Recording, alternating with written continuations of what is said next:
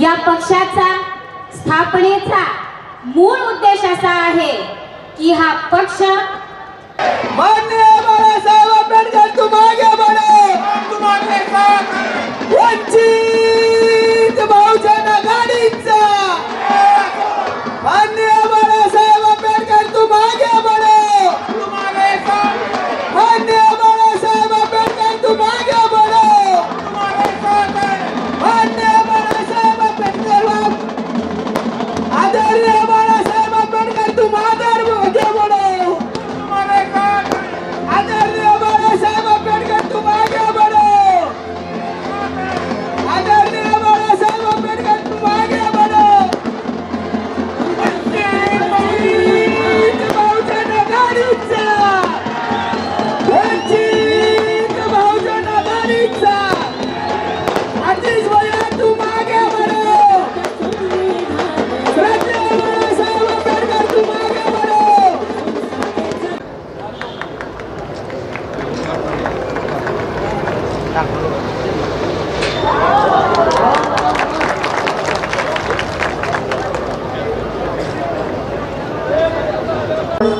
आतिश बनसोडेंच्या जाहीर सभेच्या निमित्तानं एकत्र जमलेलो आहोत. विचारमंचावरील सन्माननीय श्रद्धेय बाळासाहेब आंबेडकर आणि सन्माननीय विचारमंच. खरं तर इथं काम करत असताना आपल्याकडे काय ताकद आहे वंचित बहुजनची ती प्रभारी या नात्यानं आम्ही ती बघितली आहे, तयार केली आहे, वाढवली आहे. पण काही लोक आपल्याला नावं ठेवत जाताना आपल्याला छर्रे म्हणतात, पण आपल्या भुरट्यांना हुसकवायला छर्रेच उपयोगी पडतात.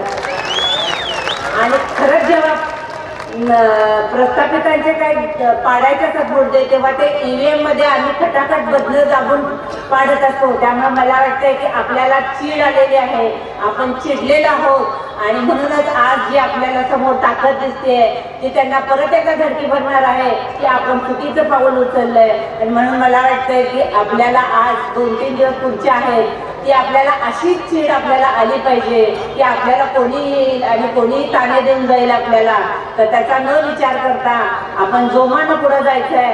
इथं आलेल्या प्रत्येकाने ठरवायचंय की आज मला चीड आली आणि याचं रूपांतर मी EVM मध्ये अनेक मतदान करण्यापर्यंत जाणार आहोत. आणि एवढंच मला सांगायचं आहे की जे कदाचित आधी मतदान झालं नसेल त्याच्यापेक्षा जास्त मतदानाचा आपण पण करूया आणि आपण आतिशला निवडून देऊन आपला ह्याचा खासदार म्हणून पाठवूया.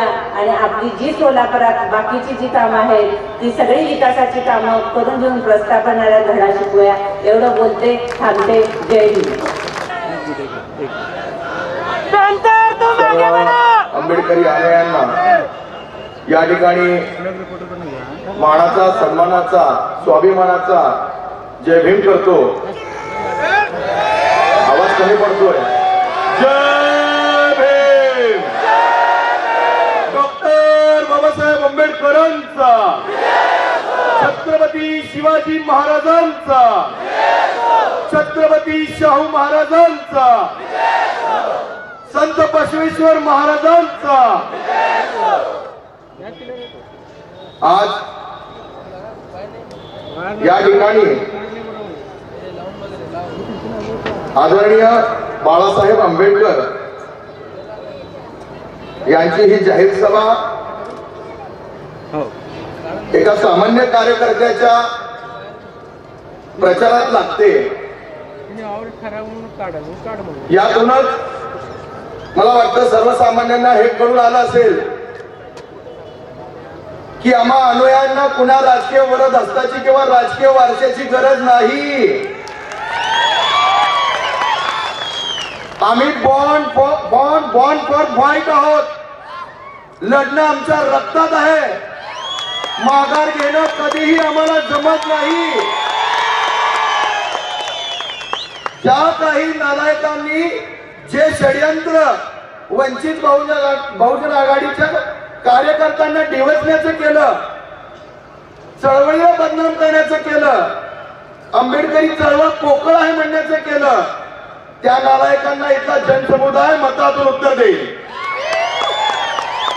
आणि ज्यांनी आजपर्यंत ज्या प्रस्थापितांनी इथले सगळेच प्रस्थापित आजपर्यंत तुमच्या माझ्यासारख्या सामान्य कार्यकर्त्याला SC ST VGNT OBC Dhangar मुस्लिम गरजवंत मराठ्याला नेहमीच खेचायचं काम केलं इथल्या प्रस्थापितांनी.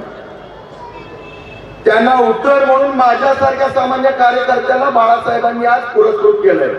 सगळ्यात पहिला हा धडा त्यांनी घ्यावा की सामान्य कार्यकर्ते जगले पाहिजे, टिकले पाहिजे, लढले पाहिजे, तेही मैदानात ठाम पाय रोवून.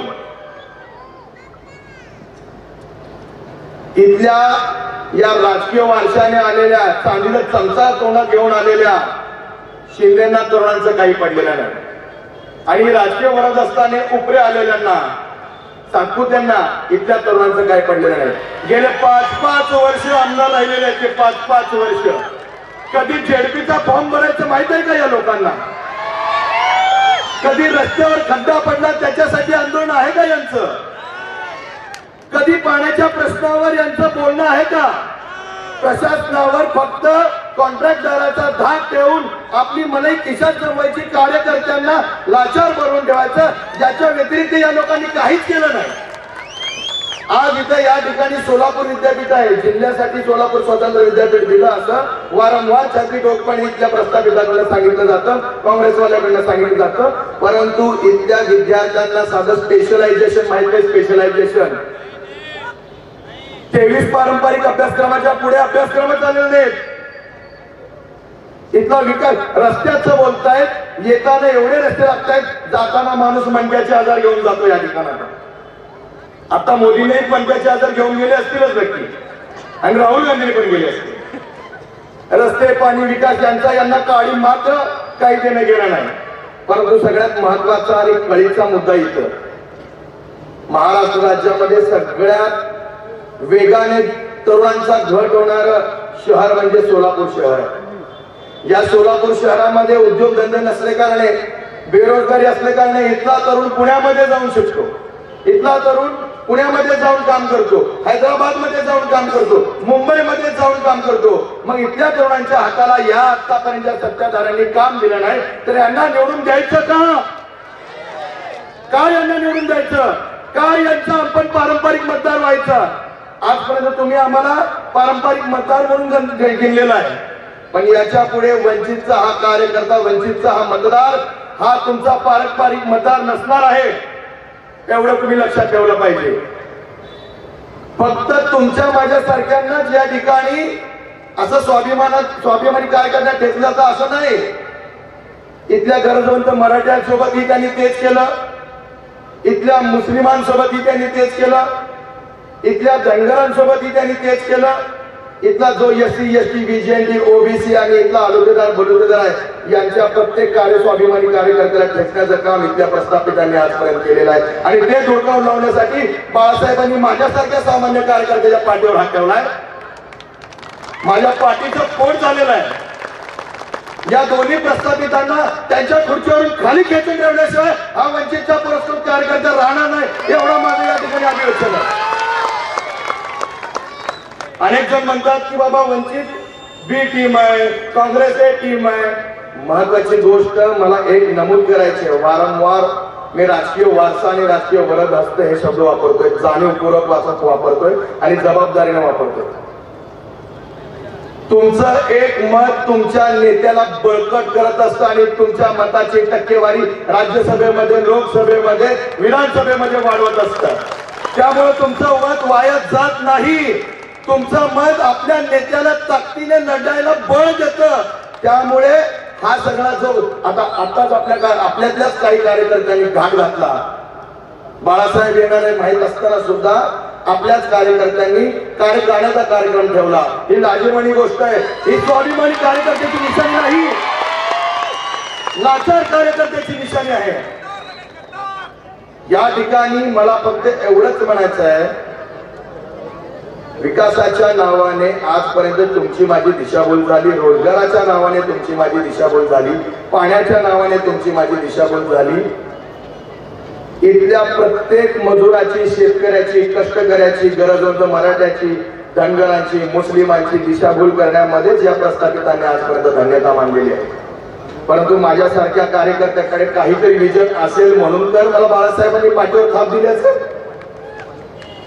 मला एवढंच सांगायचं आहे, माझा पहिला मुद्दा हा मूलभूत आपल्या अधिकाराचा तर असेलच, पण कळीचा मुद्दा असेल इथून पुणे, मुंबई, हैदराबादला जाणाऱ्या तरुणांना हाताला काम भेटलं पाहिजे. त्यासाठी सगळ्यात मोठा सक्षम लढा कसा लढता येईल आणि तो लढण्यासाठी मला तुमच्या सगळ्या आशीर्वादाची गरज आहे. तो तुम्ही द्याल एवढंच बोलतो, कारण सगळेजण आतुर आहात बाळासाहेबांचं मनोगत ऐकायला. आणि जाता जाता एवढंच म्हणतो की आंबेडकरी तरुणाई, आंबेडकरी तरुण आणि इथली आंबेडकरी जनता ही कधीही विकली गेलेली नाही. ही स्वाभिमानाने कालही होती, आजही आहे आणि उद्याही राहील. कारण सोलापूर जिल्हा हा आंबेडकर चळवळीचा बालेकिल्ला आहे. तुमच्यासारख्या नालायकांनी याला सुरुंग पाडण्याचा जर घाट घातला तर त्यांना मतरूपी आशीर्वादातून माझ्यासारख्या कार्यकर्त्यांना निवडून घेऊन इथली जनता उत्तर देईल एवढंच बोलतो आणि या ठिकाणी थांबतो. जय भीम, जय शिवराय, जय संविधान. साहेब आंबेडकरांचा श्रद्धेय बाळासाहेब आंबेडकरांचा विजय असो. साहेब तुम संघर्ष करो. हमारे साथ है. यांच्या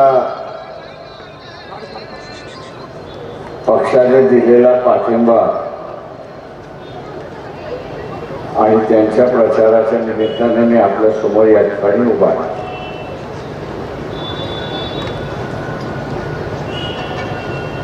एका बाजूला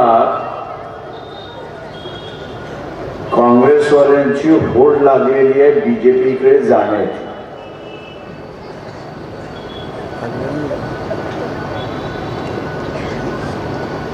बीजेपीकडे पळतायत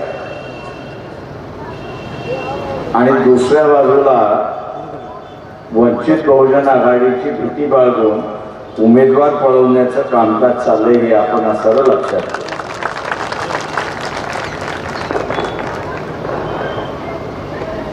4 तारखेला इथलं असणारं खरं चित्र आपल्यासोबत दिसेल. इन्क्वायरी सोनिया गांधीची इन्क्वायरी चालली की न चालली आहे तर चालली. राहुल गांधीची इन्क्वायरी चालली आहे की न चालली आहे तर चालली आहे. काँग्रेसचे असणारा अध्यक्ष खरगे यांची इन्क्वायरी चालली आहे की न चालली आहे तर चालली आहे. आता ज्यांची इन्क्वायरी चाललेली आहे ते कोणाला भितात तर नरेंद्र मोदीला भितात. आणि नरेंद्र मोदीला इतके भितात हे की आपण बघत असाल की मध्यंतरी नरेंद्र मोदी यांनी असा एक जुमला टाकला. मनमोहन सिंगातला असणारं अख्ख्या भाषणामधला एक वाक्य फक्त त्यांनी त्या ठिकाणी उचलला आणि या देशाच्या संपत्तीवरचा अधिकार मुसलमानाचा आहे असं ते फिरवलं. ते फिरवल्यानंतर पत्रकार मित्र आहेत खरगेंना विचारायला गेले. काँग्रेसचे राहुल गांधी यांना विचारायला गेले तर राहुल गांधींनी सांगितलं खरगे हे त्याच्यावरती उत्तर देते. खरगेने काय म्हटलं की आम्ही असणारा मनमोहन सिंगांचं जे भाषण आहे हे भाषण आम्ही मोदींना ऐकू आणि त्यांचा गैरसमज आम्ही दूर करू.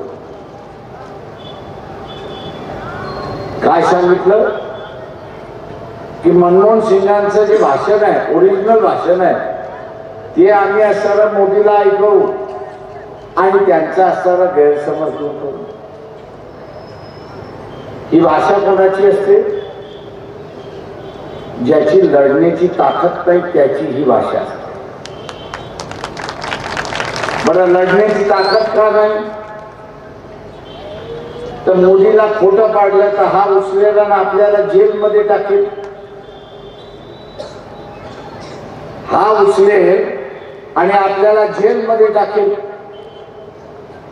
आणि हा उचलून जेलमध्ये टाकेल म्हणून असणारा कडक भूमिका घ्यायची नाही, चॅलेंजिंगची भूमिका घ्यायची नाही अशी परिस्थिती. याच जागी इंदिरा गांधी असत्या तर तिने मोदीला ललकारलं असतं, तुझं म्हणणं खरं असेल तर त्या लाल किल्ल्याच्या मैदानावरती ये आणि लाल किल्ल्याच्या मैदानावरती मनमोहन सिंगांचं भाषण काय आहे हे आम्ही तुम्हाला असताना ऐकवतो, हे ललकारला असतं, चॅलेंज दिला असतं. कारण का मनमोहन सिंग त्या ठिकाणी असताना म्हटले होते की या देशाच्या संपत्तीवरती पहिला अधिकार कोणाचा असेल तर महिलांचा अधिकार. त्याच्यानंतर ते म्हटले की या देशाच्या संपत्तीवरती अधिकार कोणाचा असेल तर इथला असणारा SC ST चा अधिकार आहे. त्याच्यानंतर कोणाचा असेल तर इथला असणारा OBC चा आहे आणि त्याच्यानंतर ते म्हटले की इथल्या मुसलमानांचा. पण त्यांच्या गांडीत दम नाही ना, त्याला चॅलेंज देता येतच नाही, त्याला चॅलेंज देता येतच नाही. आणि म्हणून आपण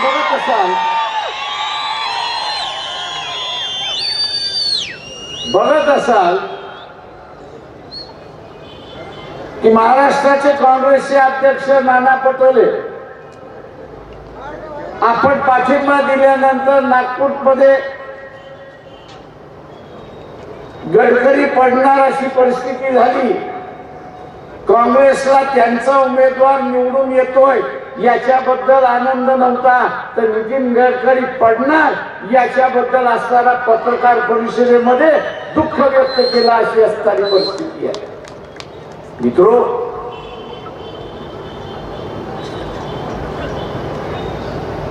काँग्रेस असं म्हणतोय की आम्ही असणारा भारतीय जनता पक्षाला सत्तेवरून खेचायला निघालो.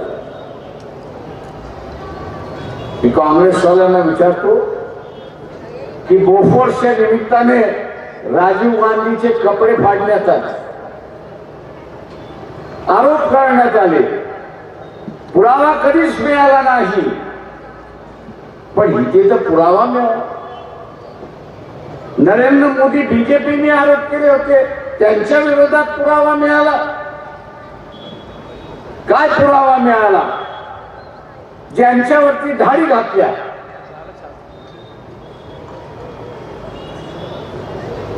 ज्यांना नोटीस देण्यात आली, ज्यांना जेलमध्ये ठोसण्यात आलं, त्यांनी BJPला पैसे दिले, इलेक्ट्रोल बॉन्ड नंतर पैसे दिले आणि पैसे दिल्यानंतर EDची नोटीसही बाहेर गेली, पकडलेले सुटले आणि बेलवरती बाहेर आले अशी परिस्थिती. पुरावा आहे हा. एवढा मोठा पुरावा असताना काँग्रेसवाले कुठल्या बिळामध्ये जाऊन बसले हेच कळायला मार्ग नाही अशी असणारी परिस्थिती. मी म्हणून मगाशी म्हणालो की काँग्रेसवाल्यांची हिंमत नाही भारतीय जनता पक्षाला अंगावरती घेण्याची. नुसतं एवढंच नाहीये तर जगामध्ये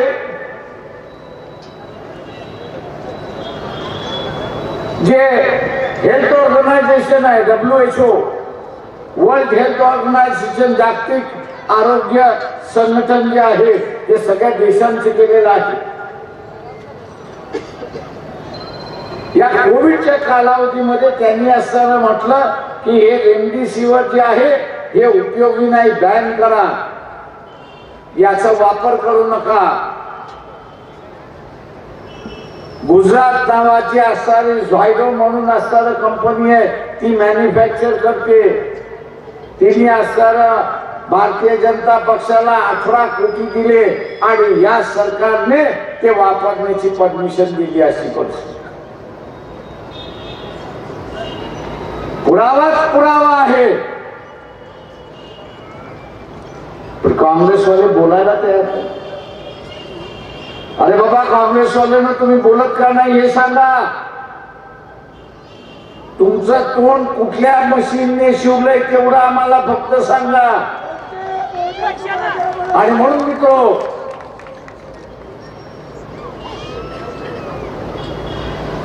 हे समझोत्याच्या ह्याच्यामध्ये तुम्ही 2 जागा घ्या. मी त्यांना म्हटलं कोंबडी आम्ही शिजवलेली आहे, बिडून खाऊ. नाही नाही तुम्ही खायचं नाही. आणि काय करून बसले, काय करून बसले, तर कॉम्प्रोमाइज करून बसले. मी मतदारसंघ सांगू शकतो, भंडाऱ्याचा उमेदवार घ्या. काँग्रेस म्हणते नाना पटोले लढले पाहिजे, नाना म्हणतो मी लढणार नाही. का लढणार नाही बाबा? महाराष्ट्राचा अध्यक्ष आहेत का? पडणार याची खात्री. भारतीय जनता पक्षाला निवडून आणू शकत नाही म्हणून असं पडणार. आणि कोणाला दिला? एक साधा सुद्धा कार्यकर्ता दिला की ज्याची लढाई होऊ शकत नाही अशी परिस्थिती.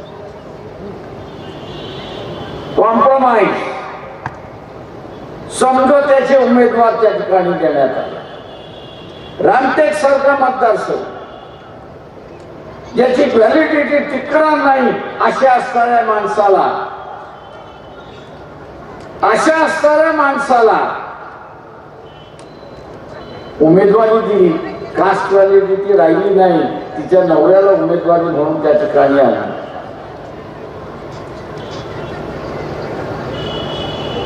हे घोटाळा कुठला आहे? तर महाराष्ट्राच्या काँग्रेसवाल्यांनी आणि वरच्याने काँग्रेस बरोबर छुपा समझोता केला की आम्ही नुसते उमेदवार उभे करतो, तुम्ही आपलं निवडून घ्या. आणि त्याच्यामध्ये वंचित बहुजन आघाडीचा बळी द्यायला निघाले होते की तुम्ही 2 लढा. आज असणारी परिस्थिती अशी आहे की आम्ही वंचित बहुजन आघाडी महाराष्ट्रातले सगळ्यात मोठा विरोधी पक्ष उभा राहतोय अशी परिस्थिती आहे.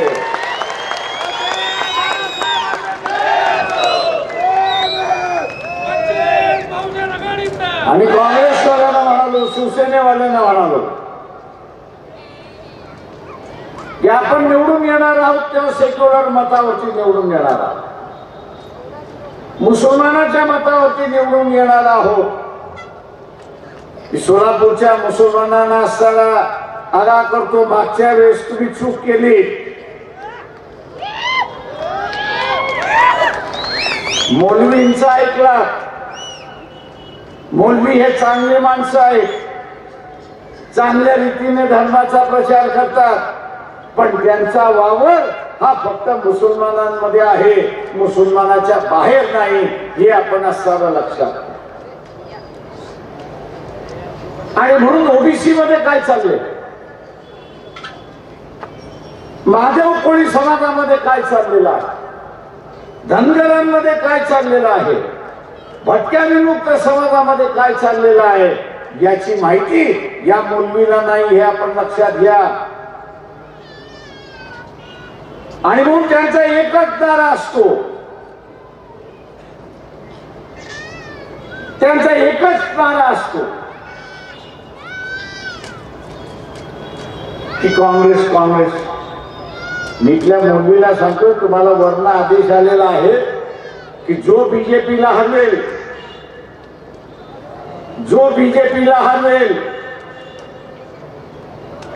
त्याच्या दुधामध्ये साखर म्हणून आपलं मत टाका, असं ऑल इंडिया मुस्लिम फेडरेशनने त्या ठिकाणी सांगितलं. असं सांगण्यात आलेलं आहे. काँग्रेसवाल्यांची मतं किती आहे मागच्या निवडणुकीत आपण बघितलं, सुशील कुमार शिंदेच्या निमित्ताने आपण बघितलंय.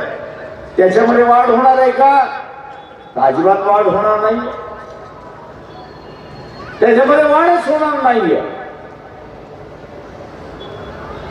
आणि तिथे चिकटून राहिला तर मुसलमान तुमच्यामुळे भारतीय जनता पक्ष या ठिकाणी निवडून आल्याशिवाय राहणार नाही, हे लक्षात घ्या. आज परिस्थिती बदलली आहे. ओबीसी असं म्हणतोय की माझं मत आरक्षणवादी आहे. मग तो आरक्षणवादी एसटीतला असेल, तो आरक्षणवादी ट्रायबल मधला असेल, किंवा तो आरक्षण ओबीसी मधला आहे. मला आरक्षण वाचलं पाहिजे, आणि माझं आरक्षण लागू राहिलं पाहिजे. म्हणून माझं मत मी आता ओबीसी आरक्षणवाद्यालाच देणार आहे. मी बोलवीला आवाहन करतोय की तुम्ही मुस्लिम समाजाच्या बाहेर पडा. मुस्लिम समाजाला निर्णय द्यायचा असेल तर पहिल्यांदा या समूहांमध्ये जाऊन बसा. त्यांची मानसिकता काय आहे ती बघा. आज बीजेपी म्हणतोय आम्ही संविधान बघतो, ओबीसी म्हणतोय मला आरक्षण त्या ठिकाणी पाहिजे, आणि आरक्षण पाहिजे असेल तर ही संविधान पाहिजे म्हणून म्हणतो. मी मुस्लिम बांधवांना आवाहन करतोय की तुमची भूमिका ही संविधानवादी आहे. संविधान टिकलं पाहिजे आणि मग मुसलमानांचा सरळ मैत्री ही ओबीसी मध्ये आली पाहिजे, अशी असणारी परिस्थिती आहे. जेव्हा लढा मोठा झाला आणि आता आपल्याला टाळता येत नाही, तेव्हा कुठं छुटपुट पद्धतीने काँग्रेस म्हणायला लागले नाही आम्ही आता संविधान वाचू, नाही आम्ही आता संविधान वाचू. अरे 5 वर्ष ज्यावेळेस संविधानाची वाट लावल्या जात होते त्यावेळेस तुम्ही सभागृहामध्ये काय करत होता याचा खुलासा पहिल्यांदा त्या ठिकाणी. घटना ज्यावेळेस पायदुरी तुडवल्या जात होती त्यावेळेस तुम्ही गप्प का बसला होता?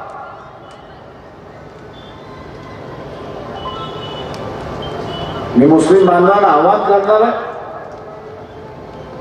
की हिजाबचा प्रश्न ज्यावेळेस निर्माण झाला,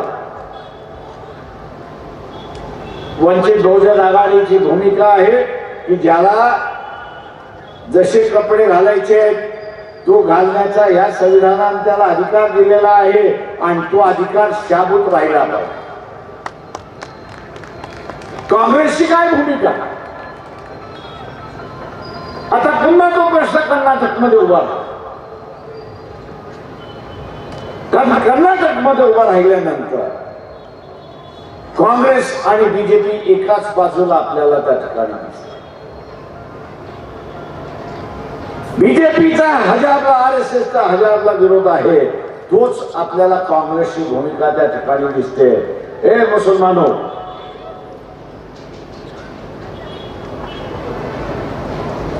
औरंगजेब का जब इशू बाहर निकला, औरंगजेब का स्टेटस नई जनरेशन अपने मोबाइल पे रखने लगे, तो उन पे केसेस हुए या नहीं हुए? और केसेस हुए तो कांग्रेस कहां थी?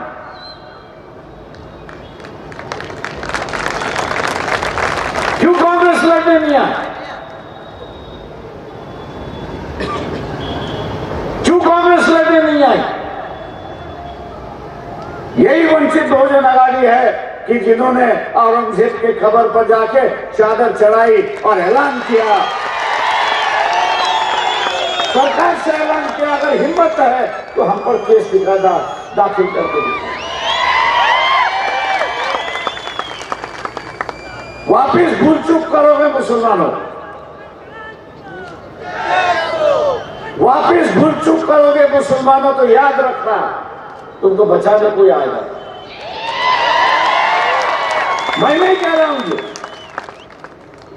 इस बात को मैं नहीं दोहरा रहा, लेकिन इसी केंद्रीय मंत्रिमंडल में, इसी केंद्रीय मंत्रिमंडल में निर्मला सीतारामन जो फाइनेंस मिनिस्टर है, निर्मला सीतारामन जो फाइनेंस मिनिस्टर है, उनके पति है, उनका नाम है परकला प्रभाकर, उनका नाम है परकला प्रभाकर उनका नाम। 11-12 दिन पहले, 15 दिन पहले उनका एक वीडियो रिलीज हुआ, उससे मुलाकात है, आज भी वो मुलाकात वीडियो पर। उस मुलाकात को क्या कहते हैं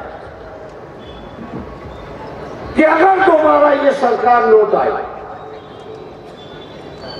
अगर दोबारा ये सरकार लौट आई 2019 तक ये संविधान खत्म होगा, ये इलेक्शन प्रोसेस खत्म होगी, लोकशाही खत्म होगी और हुकुमशाही की शुरुआत, और हुकुमशाही की शुरुआत होगी, डिक्टेटर की शुरुआत। वो वहीं नहीं रुकता है, तो आगे जाके यहाँ के मुसलमानों को और अक़लियतों को चेतावनी देता है और ये कहता है कि इस प्राइम मिनिस्टर के काल में जब वो मुख्यमंत्री थे तो गोधरा ये प्राइम मिनिस्टर बने और मणिपुर वहां पर वो एहसान कर ला रहे, आपको आगाह कर रहे हैं, सोए हुए को जगाने की कोशिश कर रहे हैं और ये बता रहे हैं कि अगर इस सरकार को दोबारा आप ले आए, दोबारा इस सरकार को ले आए तो भारत के गली गली में गोधरा और मणिपुर होगा, इसका वो आगाह है। मैं मुसलमानों से पूछना चाहता हूं, क्या आपके बस्तियों में आपको गोधरा और मणिपुर को दोबारा देखना है? अगर होगा तो क्या कांग्रेस बचाने आया? गोधरा में तो कांग्रेस वाले शामिल थे, ये अब सामने आया। मणिपुर में कांग्रेस दिखाई नहीं देती, दंगा 80 दिन चला। दुनिया को जब पता चला कि कुकी और मैती ये जो दो अलग अलग ट्राइब्स है, इनमें काफी झगड़ा चल रहा है, आरएसएस पे लगाया हुआ झगड़ा है और कुकी वालों को नंगा करके घुमा रहा है और उनके सिर काटे जा रहे हैं, तब दुनिया ने आवाज उठाई, तब जाके हम लोग को पता चला कि मणिपुर में ऐसा हुआ।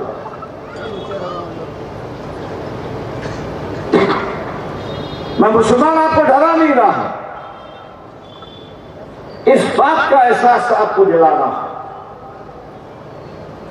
अगर मुसलमान बन के अगर वोट करोगे तो बीजेपी को हराओ, अगर कांग्रेस बन के अगर वोट करोगे तो बीजेपी को अपने छाताड़ा पे नाचने के लिए आप दोबारा मौका दोगे, ये आप देखिए।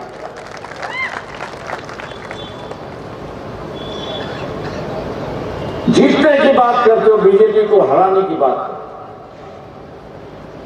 मैं दोबारा नहीं कहना चाहता हूं कि हमारे पास कितना हो, ये तो आप जानते।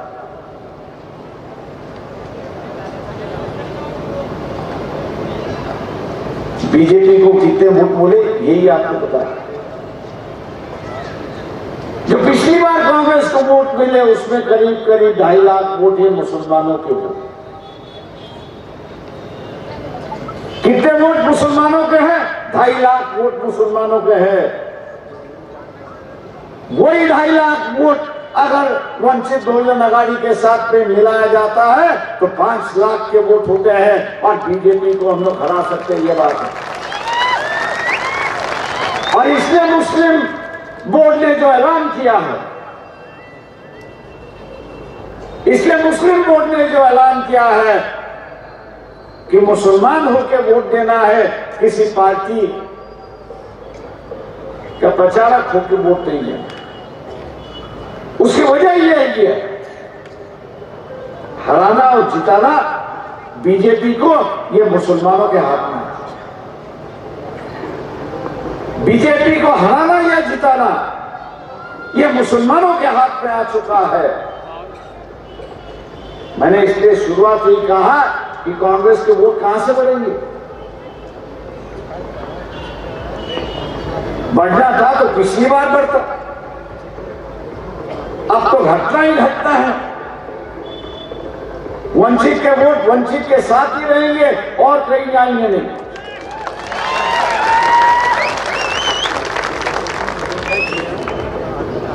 वंचित के वोट जो है बच्चों के साथ ही यहां पर रहेंगे, ऐसी परिस्थिति। अब आपको तय करना है, अब जो है वो आपको तय करना है, यहां बीजेपी को हराना या जिताना है। मैंने कहा कि मौलवी जो है आजकल कांग्रेसी बातचीत की बात होती है। मैं इन मौलवियों से पूछता हूं कि आप कांग्रेस के नेताओं से क्यों नहीं पूछते कि देश भर में एक मुस्लिम कैंडिडेट कांग्रेस ने क्यों नहीं दिया? हार जीत तो अलग बात है, हार जीत तो लोगों के हाथ में है, मतदार के हाथ में है, लेकिन उम्मीदवार देना ये पार्टियों के हाथ में है। पार्टी तय करती है किसको उम्मीदवारी देना, किसको उम्मीदवारी नहीं देना। ये आप क्यों नहीं पूछते कांग्रेस वालों को कि भाई आपने एक भी मुसलमान उत्तर प्रदेश में नहीं दिया, राजस्थान में नहीं दिया, महाराष्ट्र में नहीं दिया, क्यों नहीं दिया?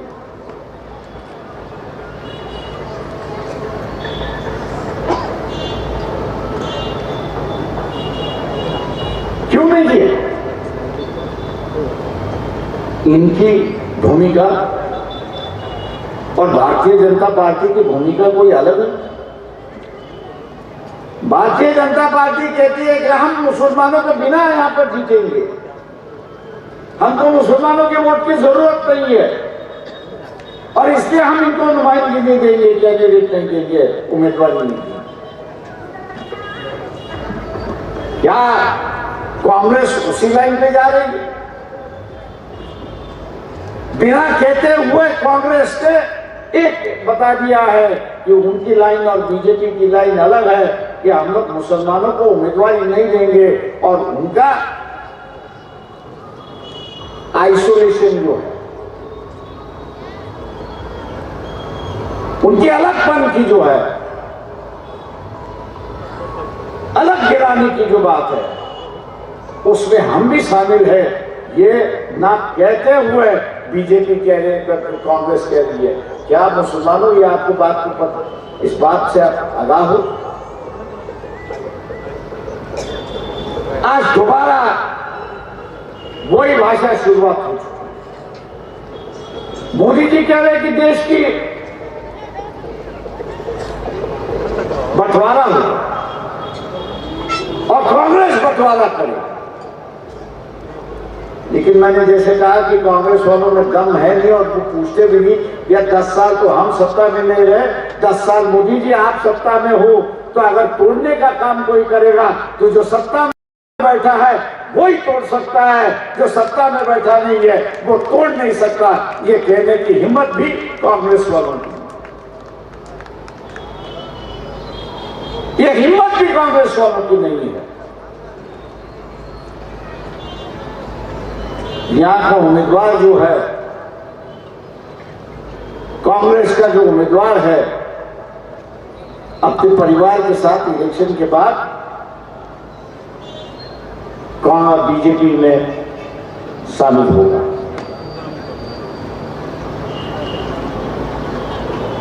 किसी एक शख्स ने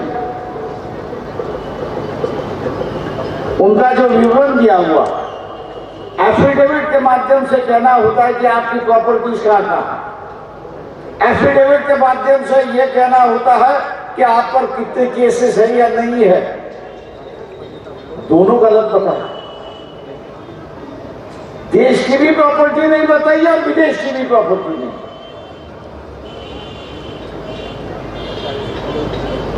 इंक्वायरी तो हुई, जांच तो हुई। अब जांच होगी तो अपने आप को बचाएंगे या वोटर को बचाएंगे? ये अपने आप को बचाएंगे और अपने आप को बचाने से ये आपको बीच डालेंगे, इतना ख्याल रखना। कुछ सालों पहले 5 बच्चे यहां से मध्य प्रदेश वाले उठा के ले गए। गृह मंत्रालय तो किसके पास था? इसी शिंदे के पास गृह मंत्रालय था। और कुछ दिनों बाद उनकी डेड बॉडी मिली, ना उसकी जांच हुई ना कुछ हुआ। जो निकम्मे हैं, जो आपको सुरक्षिता नहीं दे सकते, आपकी हिफाजत नहीं कर सकते। आप उनके पीछे भागोगे तो मायूसी ही मायूसी होगी। आप उनके पीछे भागोगे तो मायूसी ही मायूसी होगी।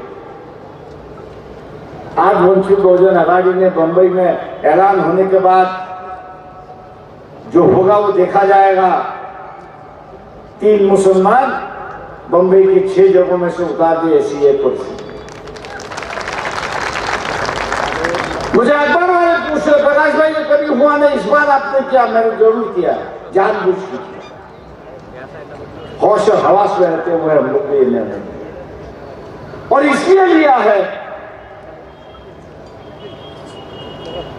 क्योंकि ना कहते हुए भी मोदी जी का जो इशारा है, देश बंटवारे का जो इशारा है, ये मुसलमानों की ओर है। उनका इशारा मुसलमानों की ओर। और हम लोग ये चाह रहे हैं एक 3 बंदों में से एक बंदा तो भी कम से कम चुन गया। 3 बंदा में से एक कम से कम चुनना है और मोदी जी को पार्लियामेंट में कहे कि यही हमारा वतन है, यही हमारी पुरखों की जमीन है और इसी के साथ हम लोग जिएंगे और मरेंगे। क्या ये हिम्मत कांग्रेस वालों में नहीं?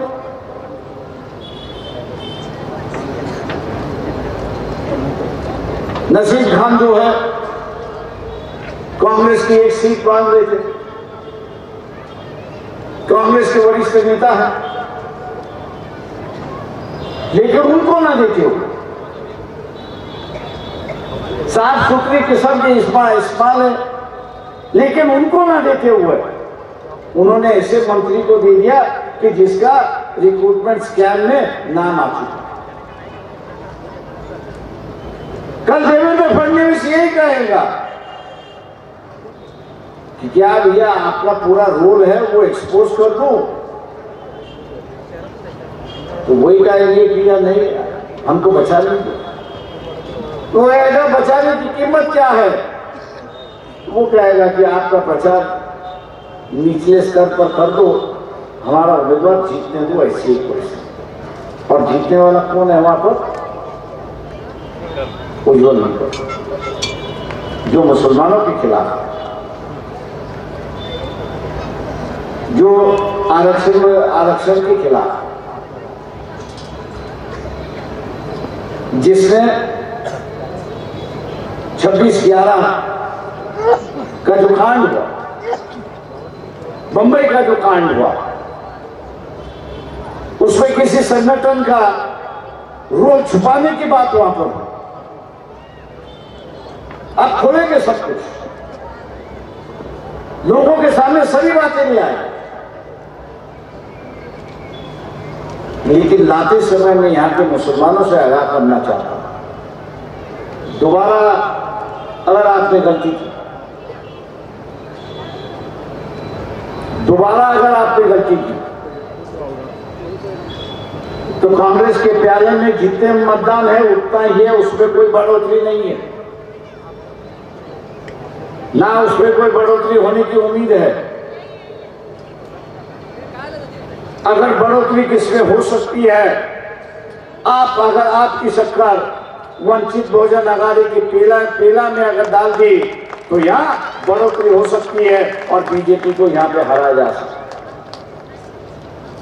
और इसलिए इस बार मैं आपसे कह रहा हूं कि किसी पार्टी के कार्यकर्ता ना होते हुए एक मुसलमान की हैसियत से मुसलमान ने अपना वोट डालना चाहिए।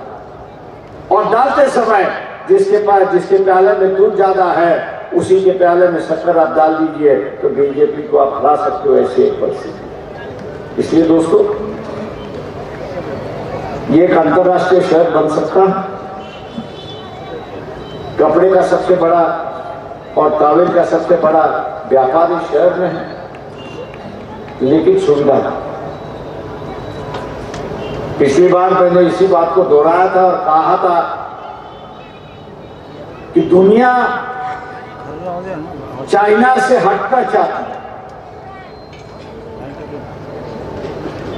दुनिया जो है चाइना से हटना चाहती है, वो दूसरी जगह से खरीदना चाहती है, लेकिन दूसरे जगह पे खरीदने के लिए जो सुविधा चाहिए वो सुविधा यहाँ पर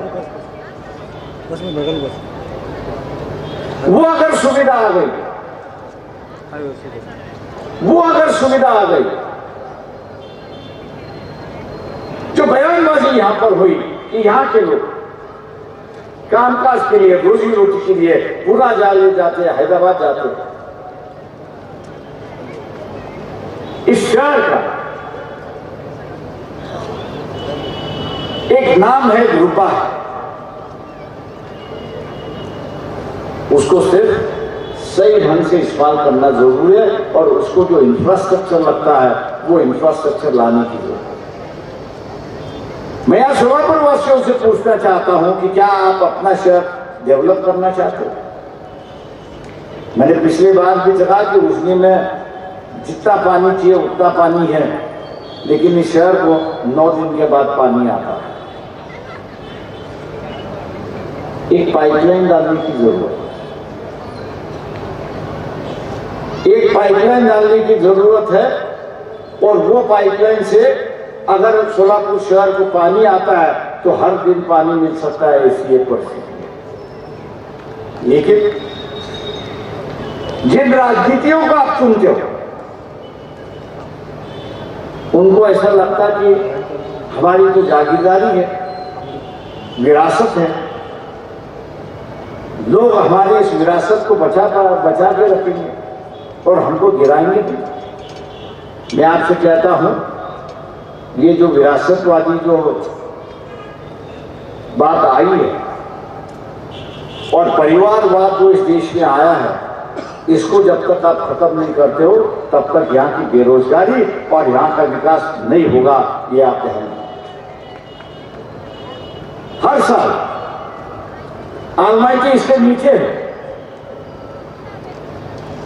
पानी लेने से वो मना करते, क्योंकि उनको लगता है कि कृष्णा और भीमा का अगर पानी आलमाई की आ गया तो हम लोग के किसान मर जाए। उसके नीचे जो है तेलंगाना और कर्नाटक है, दोनों कहते हैं कि हम पानी नहीं लेंगे। बारिश के वक्त नुकसान जो है वो एक तो सातारा सांगली उनका होता है या कुछ इलाका सोलापुर और पुणे जिले का होता है। इसी बारिश में पानी ही पानी, क्यों ना हम इसको डाइवर्ट करें, क्यों ना हम दूसरी जगह इसको स्टोर करें और बारिश खत्म होने के बाद इस पानी को हम लोग इस्तेमाल करें, जो तेलंगाना में हुआ। तेलंगाना की स्थिति आज है